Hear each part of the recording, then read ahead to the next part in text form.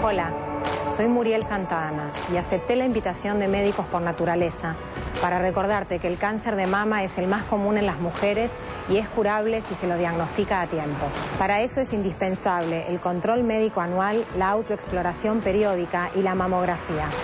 No te olvides que con 2 minutos de autoexploración podés salvar tu vida.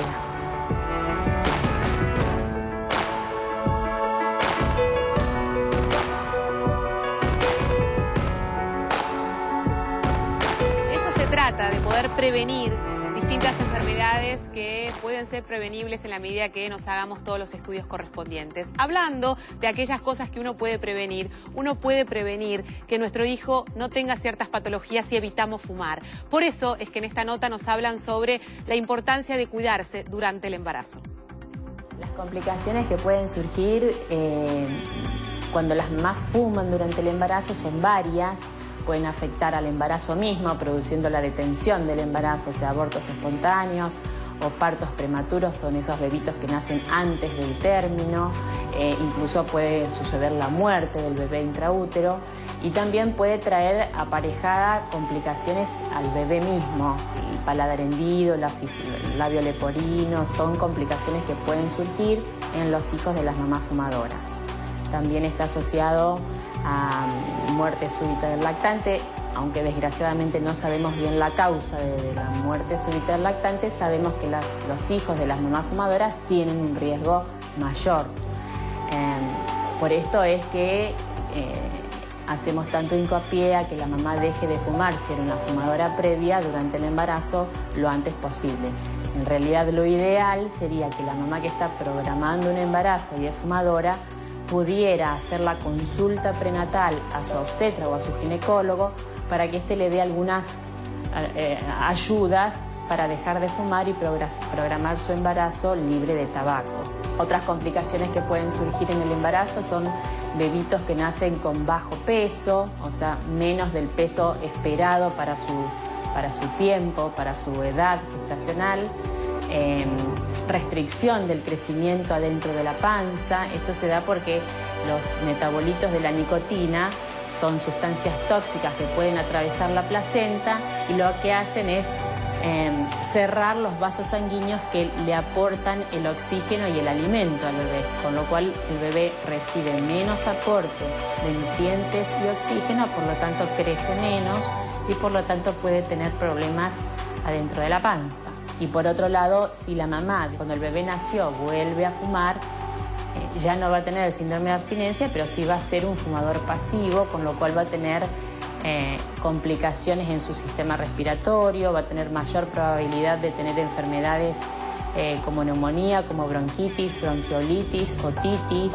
Esto, cuando es bebito, puede desarrollar asma si hay además algún antecedente o algún factor de riesgo en la familia.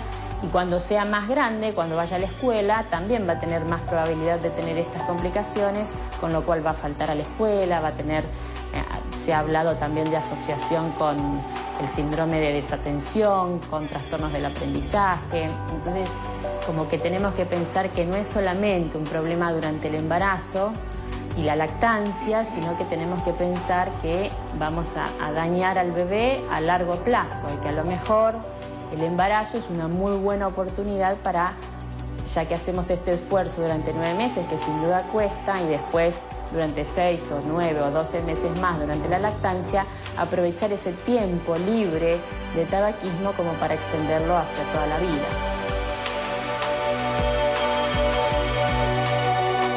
Bueno, lo que nos decía la doctora son cosas como muy importantes, muy básicas. Muchas veces uno encuentra mujeres que le dicen, no, mi obstetra me dijo que puedo fumar hasta 5 cigarrillos por día, que esto puede ser, que en realidad no es necesario totalmente dejar de fumar. Son conceptos ambiguos. La realidad es que esto genera un daño, que está comprobado científicamente, que podemos tener hijos con riesgo, que después pueden tener otro tipo de enfermedades de las que nos va a hablar el doctor Díaz en un ratito nada más, como por ejemplo la muerte súbita, vamos a hablar de las bronquitis, vamos a hablar de las neumonías, vamos a hablar de chicos asmáticos, en fin, de estos riesgos vamos a hablar cuando nos referimos al tabaco. Pero ya está aquí con nosotros Mario Virgolini, que es director nacional del programa Control de Tabaco de la Nación. ¿Cómo le va? Bien, ¿qué tal? ¿Cómo está? Bueno, la primera pregunta que yo le quería hacer es que encuentro como una cierta resistencia a estas medidas que se están, en lo particular, que las celebro, esto de que no se pueden fumar en los espacios públicos, en los lugares públicos, que no se pueden fumar en las escuelas, que no se pueden fumar en los restaurantes, tanto en la provincia como en la capital federal y en el resto del país. ¿Por qué esta resistencia? ¿Qué es lo que pasa?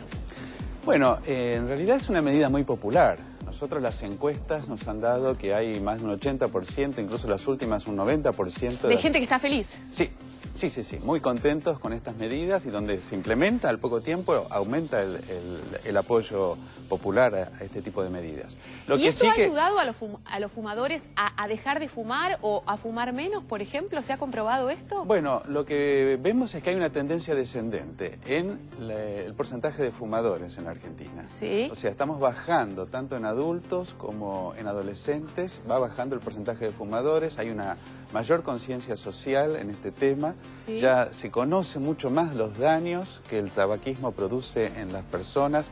Ha dejado de ser una conducta de moda entre los adolescentes y eso se está traduciendo en un descenso en el porcentaje de fumadores. Sí. No obstante, todavía en cuanto al consumo, es decir, la cantidad de cigarrillos todavía no ha descendido suficiente. Y esto un poco porque el cigarrillo sigue siendo un producto de muy fácil acceso, claro, muy barato, y además muy promocionado todavía por las campañas de la industria tabacalera. Exactamente. Cuando nosotros hablamos de una sociedad fumadora, ¿la Argentina ha sido históricamente una sociedad muy fumadora o no? Sí. Argentina tiene una de las tasas más altas de consumo de América Latina, la más alta, entre las más altas de consumo de la mujer en América Latina. Sí. Y todos los países del Cono Sur en general son países muy fumadores. Bueno, ¿y qué es lo que podemos hacer? O sea, ahora la siguiente campaña sería ir en contra, pero no por ir en contra de la industria tabacalera por sí, sino ir en contra de aquellas pautas publicitarias que promuevan de manera permanente como lo agradable que fumar, lo bueno que fumar y lo socialmente distinto que te puede hacer el fumar o no fumar.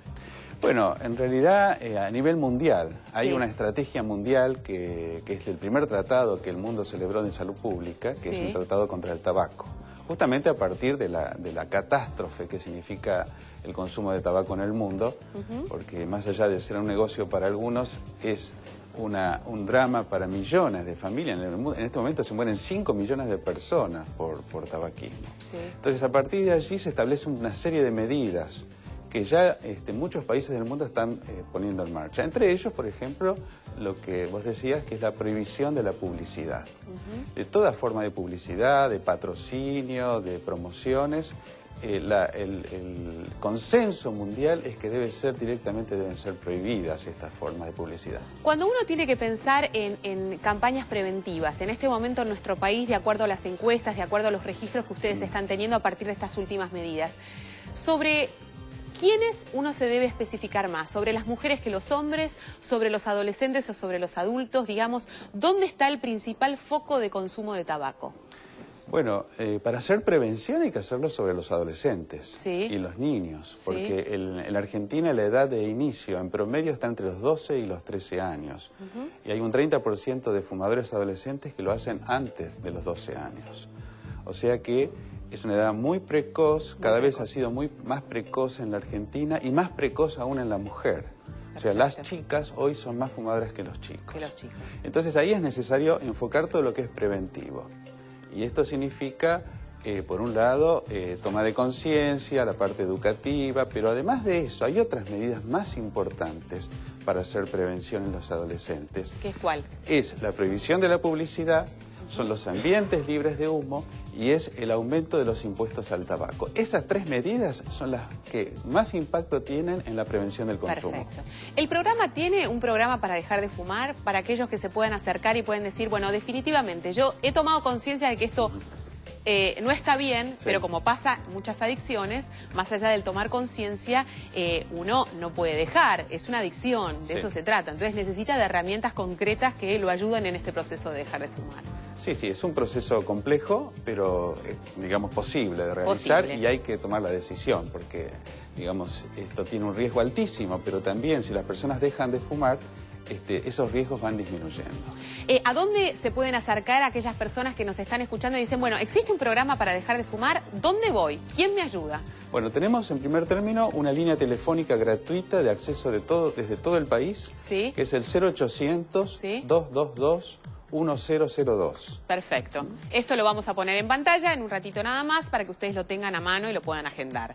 Bueno, a partir de allí la gente se comunica y puede encontrar información. ¿Pero que existe un lugar físico donde la gente puede ir? Sí, existen muchos servicios de salud en hospitales, en centros de salud en todo el país.